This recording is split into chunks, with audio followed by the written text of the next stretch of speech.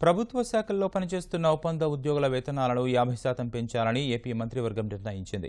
ఇకపై కనీస వేతనం 12,000 కానుంది. ఏప్రిల్ 1 నుంచి ఈ పెంపు వర్తించనుంది. జీఎస్టీ బిల్లు, రాష్ట్ర క్రీడా విధానానికి ఆమోదంతో పాటు మంత్రివర్గం పలు కీలక నిర్ణయాలు తీసుకుంది. నీరు, ప్రగతి విషయంలో మంత్రుల పనితీరుపై మంత్రివర్గ సమావేశంలో ముఖ్యమంత్రి తీవ్ర అసంతృప్తి వ్యక్తం చేశారు.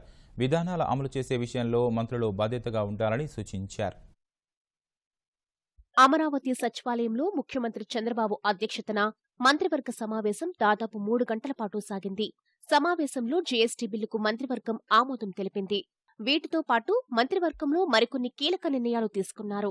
వివిధ ప్రభుత్వ శాఖల్లో పనిచేస్తున్న ఒప్పంద ఉద్యోగుల వేతనాలను 50% పెంచాలన్న ప్రతిపాదనకు మంత్రిమండలి ఆమోదముద్ర వేసింది. దీనిపై గతంలో మంత్రుల బృందం చేసిన సిఫారసుల మేరకు ఈ నిర్ణయం తీసుకుంది. కొత్త పీఆర్సీ ప్రకారం కనీస వేతనం 12,000 చేసేందుకు మంత్రివర్గం ఆమోదం తెలిపింది. 2010 పీఆర్సీ ప్రకారం ప్రస్తుతం 12,000 కంటే తక్కువ వేతనం పొందుతున్న వారికి ఈ పెంపు వర్తిస్తుంది. దీనివల్ల ప్రభుత్వంపై 200 కోట్లు అదనపు భారం పడనుంది. ఈ పెంపు ఏప్రిల్ 1 నుంచే అమలు చేయాలని మంత్రివర్గం నిర్ణయించింది. ఆంధ్రప్రదేశ్ స్పోర్ట్స్ పాలసీ 2017-2022కు మంత్రిమండలి ఆమోదం తెలిపింది. ప్రతి ఒక్కరూ క్రీడల్లో పాల్గొనేలా ప్రోత్సహించి రాష్ట్రంలో క్రీడా సంస్కృతిని పెంచడానికి దోహదపడే విధానమని మంత్రివర్గం అభిప్రాయపడింది.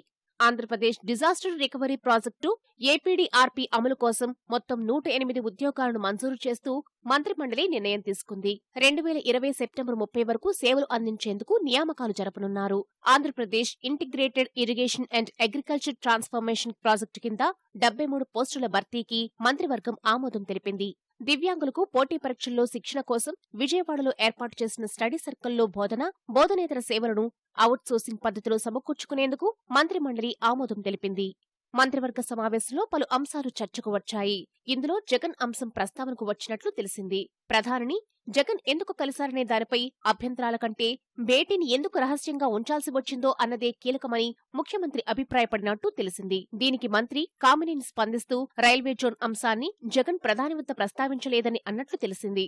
అయోవా యూనివర్సిటీ, నెదర్లాండ్స్ లో పెట్టే విత్తనోత్పత్తి కేంద్రం కర్నూలులో ఏర్పాటు చేయనున్నట్టు సీఎం తెలిపారు. సౌర విద్యుత్కు రాష్ట్రంలో అత్యధిక ప్రాధాన్యం ఇస్తున్నామని అన్నారు. ప్రజలే ముందు నినాదంతో ముందుకు వెళ్లాలని సీఎం సహచరులకు సూచించారు.